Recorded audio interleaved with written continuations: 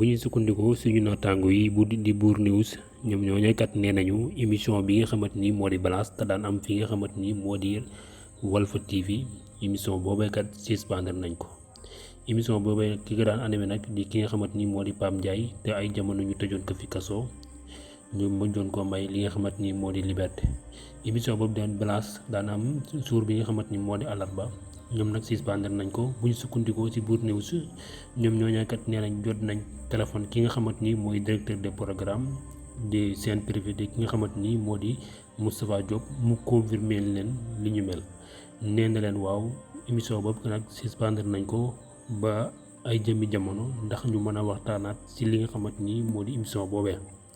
ci fàttali nag fan yële ñu génn émission bii di balance amoon na àllarba jëlee ci ginnaaw rek ki nga xamante ni moo di Pape Ndiaye ñëwoon na ci plateau bi moom moomee kat yëkkati woon fa ay kàddu ni bis bu reprendre li nga xamante ni moo di émission boobee